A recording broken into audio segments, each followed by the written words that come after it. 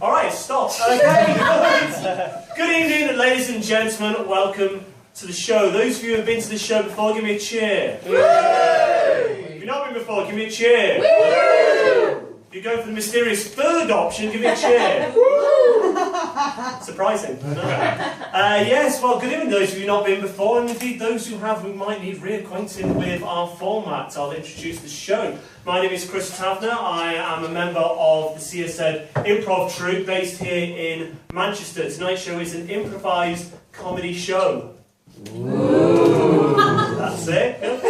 Making sure you don't come for ballet or something else, right? Because you know what's going to happen. It's made up. There's giggles. That's it, basically. And the way this works is we have other guys here from the troupe who will be performing a number of scenes. Yes, you can wave at them. That's fine. You can do that. Don't look at me in the eye. Chuck food. Now you're thinking, how do you come up with your idea for improvised scenes? Thank you for asking. The way we do that is through our guest monologist. Please give a round of applause, Mr. Mike Milling here. Yes, stand up. Yeah. He is a stand-up comedian, as he has thus demonstrated with his actions, and now, following soon, his words. Now, Mike is our monologist for tonight. A monologist does monologues. Ooh. Yeah, there you go. Monologist. Just try and throw that into conversation tomorrow, see how you get on. Now, what I'm going to do is I'm going to get a suggestion from you guys. I'm going to get a word. That word will be enough to spark off a number of stories from Mike based on true things that have happened to him in his life. We will then take those various stories and various aspects of those stories to influence a number of comedy scenes that we will be improvising. We're not going to be doing exactly everything he says, but it's going to help us sort of push us in certain directions. Well, it will all make perfect sense to you as the evening goes on. So, Mike, let's get just a word. Shout out a word. Distress.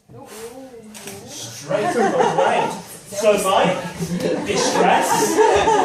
Okay, he's on it. So now Mike is going to use that to produce a monologue. So, ladies and gentlemen, let's see what happens.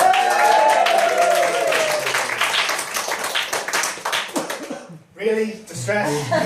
Because that's exactly what I'm feeling right now. Distress. All I'm just thinking in my head is undress, which I won't do right now, because that'd be weird. But I get a lot of distress when I undress, when I dress, in fact. Does anyone get that when you wake up in the morning, try and get your socks on, you can't get them on, and you're just like, oh! Can't get them on. No. Right, it's distress. What's distress?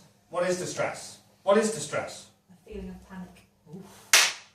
That is what I'm feeling right now. I get panic. Well, yeah, since starting stand-up comedy, just under about 2 years ago, just under 2 years, I've been doing stand-up comedy, and I didn't know true stress or true anxiety before I started stand-up comedy. I had an easy life, it was fine. I don't know why the fuck I do it. Because, like, I started it, and it was like, this is great. When you start comedy, you do, like, your first few gigs, and the first is obviously really hard, because you are totally stressed, totally nervous. I went all the way to London to do, like, 5 minutes, because I didn't want anyone to know who I know to see me. And I was awful. I was really bad. But luckily, when I came off stage, I realised why I was bad, and I realised what I was doing wrong, sort of. And then when I got up again, it worked again. It worked, and I actually found kind of what I was doing. So then the first few gigs are okay, but then after that, it gets really friggin' hard again. And the stress and anxiety, and it's when you're performing with people who are really good, you have to be good. Like this, right here. Because these guys are all really good. And the way I've handled your subject of distress. really shows really shows my calibre as a performer. Yeah, so I found real anxiety, and I wasn't sure whether, like, at one point I just thought, do I need help here? What am I doing? I mean, am I going mental? No, this is what comedy is. It sends you frigging mental. And this is the finished product here, standing before you. So that stressed me out. In my job as well, I get stressed, but not too much. I work in Natural History Museum. Woo! All the archaeologists. It's the commercial and corporate department, so I was like, oh, you must have a history degree. I don't know. Looked out of school, mate. But yeah, so work's not that stressful, but I found a new source of stress within comedy. I think that's what I was looking for, really, in life. Life wasn't difficult enough. I thought that I'd stand in front of people who I'd never met before and talk shit. Which is what I'm doing now. Which is making me feel really distressed. Yay! 2 chocolates, please. 2 chocolates.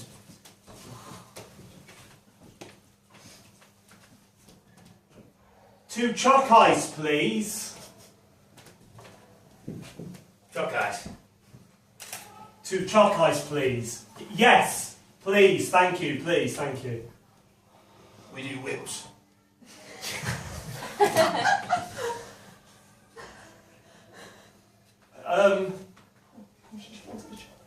120. We got with that chalk ice, though. He just... What's this shit? It's a whip! He does whips! This is a whip! This isn't no 50 Shades of Grey. I want a chalk ice. No, a whip! Not a fucking whip, a whip! Don't speak to me like that. Are you going to let me speak to me like that? 2 chalk ice, please. We haven't got any chalk ice, we just do whips. Don't. Cider lollies. Don't. What? A cider lolly? Oh, I might have a cider lolly.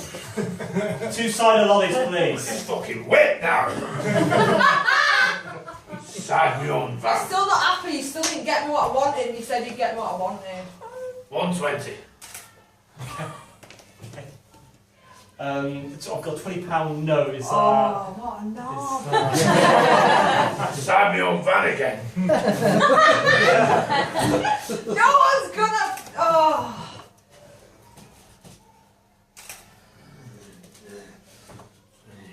Wait a minute. Oh, you've not brought out the forged ones, have you? Shh, He this didn't one's got say that it's forged. This one's got Spock on it. But this is my money. It's still your This is money. my line. 120. Are you asking me for money? This is a date! Look, it's not working. It's not working out. You can't even get me what I desire, which is Do you want a ice cream covered in chocolate. Do you want a blue filled instead? Alright. Okay, guys, welcome to the session. If anyone wants to sit down, take seats. Okay. Sorry, I would much rather not. Is that alright? Okay, that's fine. You want to come into the group of Negative Vibes Cafe? That's I'm not Dr. Caspaniel. I am not coming to the group with negative vibes. I just cannot work out the colour of distress. Basically, they driven me mad because I'm here with Mental Marge. I didn't know that was my nickname. You eat wool! Hey, guys.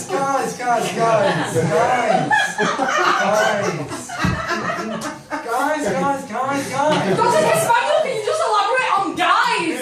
And ladies, sit down. It's acrylic! What colour is it?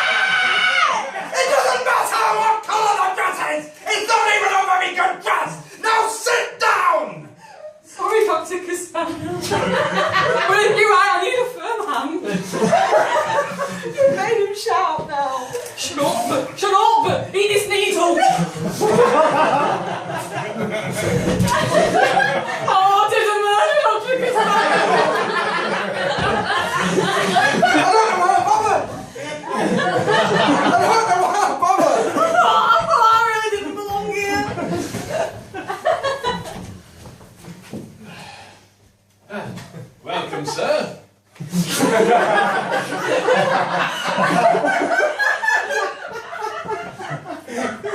see you are in need of new threads. You're not kidding! All I've got is my underpants and my cravat. And I'll tell you something, it's been a cold winter. Methinks thou needst to be dressed. Oh, And you have come to the right place. oh I have. Burton and Sons will put a shirt on your back, your front, and trousers on your legs. Oh, this is happening. Go on then. Suit me and boot me. I shall measure you. Stand up straight. It's the best I could do. I had an accident in the war. I see. That's all right. You can get a veteran's discount. Aha! 5'1". No. No, not 5'1". Maybe earlier, before the accident, you were taller. No. No, you've miscalculated. Do it again. By all means, sir. 5 foot. I can't go shorter in a matter of 30 seconds. I'm afraid the tape measure does not lie. Well, maybe it's you then. I do lie occasionally. However, this is not one of those occasions. Listen, don't you think I don't know your game? I know this shop. This is the one where it costs more the shorter you are. I knew I should have took that sign down. I might be a man of few clothes, but I'm a man of many observations. I have seen thee wandering around this town in thy underpants and cravat. You will, you don't miss that. That's right, you famous pantsman. And I've watched you many times wander up and down in front of my shop, and I knew that one day you would walk in and require clothes, and so I have prepared something special for you. An underpants cravat bodysuit. Oh, Exactly the same look, but it'll keep you warm. oh, you're a wonderful man. Don't touch me, you are unclean. Good night. Good night, I am. Let me just measure you first for the bodysuit so I can do the appropriate adjustments. I'll just stand up straight. 4.5 feet. Now, darling, listen. Sounds a little bit, we need to talk, eh? It is a little bit. Now, you've not done anything wrong. If anything, that's the problem. Me and your mother have been talking, and I think it's fair to say everything's going quite well, isn't it? Well, yeah. Yeah, I'm doing well at school. You are doing well at school, straight A's. Yeah. And we holiday twice a year. The lawn looks immaculate. I do that every week. I For know. no pocket money. Hello. You're giving a tour, yeah? Well, I'm in the process. Mum, he's not. He's just already out. I'm not rabbiting on that unless if you're sass. No! Sorry. A bit of sass is good for her. I'm getting such mixed messages. If I could just turn you to okay. Problem.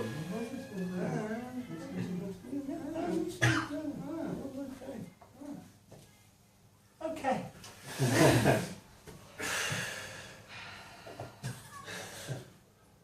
Now, me and Dad, we're very proud of you. Very Oh, proud. thank you. That isn't in doubt. Well, we don't think that, you know, you work too hard. No, I just want to make a good All I'm future. saying- All I'm saying is we had you when I was 17. And you've been working, instead of hanging out with boys, smoking pranks, I'm trying to go make to something. university. I know, I do want to go to university. Time's ticking on, we want grandchildren. But I'm only 17. And? Well, granted, that's apparently not an argument. But I want to do well. I want to get out of this place, and I want to see the world. It's possible. It's possible, Dad. When you've got a lawn as nice as ours, you don't need to see the world. Don't even have to leave postcode. Yeah. That's what everyone does. They all stay around here, but I want to leave Chorley. I want to Leyland. No! Dad? What? Leave Chorley? That's what everyone wants, but No. no one does it. We don't want you getting more than one of the 5 available surnames in this town. I don't want to be a Catterall. When you are one of the great families of Chorley, Oh, Delaney. It's another one. she is very good at naming I names. don't. I've got to get out of here. Look, I've not told you this, but I've been accepted early into university. University? There isn't a university in Chorley. Edge Hill, but I'm not going there. That's between Liverpool and Manchester, but not really. No, there's an Edge Hill in Chorley. There's about 5. There's an Edge Hill in Chorley. Too many Edge Hills. I'll tell you later where it is. Who travels to Chorley to go to university anyway? Guys, Mum, Mum, Dad, I'm leaving tomorrow. I didn't want it to come out like this. I want you to be proud of me. I wanted you to. What are you planning on studying? I'm going to be a doctor. That's not a trade.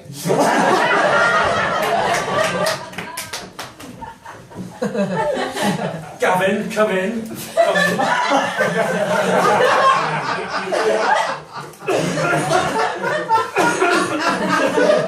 How many puppies then? Well, no, Gavin. You're wearing your sexy shorts again, Gavin. They don't have pockets on the front. But that's not why you're here.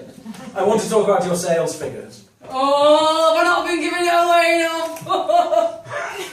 You haven't sold one fucking Stegosaurus in 6 weeks. I'm going to have to send you on another commercial course. Oh, don't do that, Nige.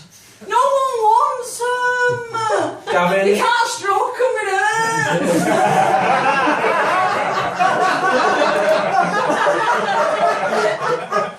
But they make excellent toast wraps. If you can't sell them to the Manchester breakfast market, then frankly, you're not the kind of natural history salesman that No, maybe I'm not. Maybe I should have gone into somewhere else. maybe you should be working with the fucking botanists. That's cold, Nigel.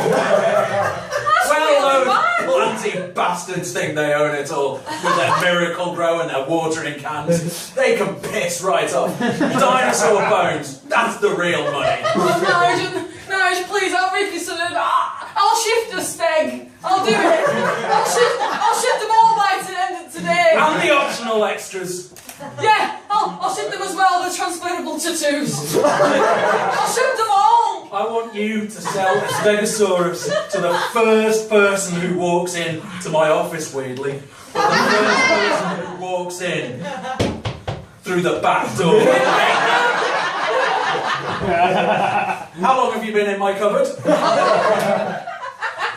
Sorry, I was really like stationary. Oh, he's a hoot. I Do you know the Stegosaurus is the funniest of all the dinosaurs? But can I get it as a pencil topper? Like a rubber. Yes!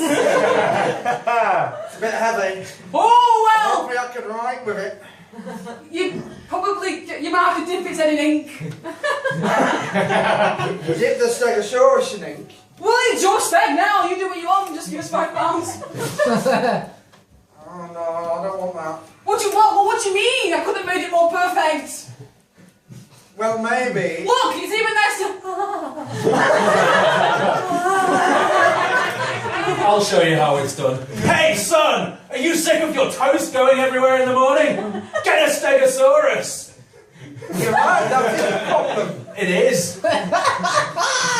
What a master! I can put my toast in that whilst can. I'm looking for my stationery catalogues. Here's an interesting fact. There's none left. Stegosauri are dead. I'm just a font of That is an knowledge. interesting fact. Oh. Well, I'll go and tell all my friends in the botany department.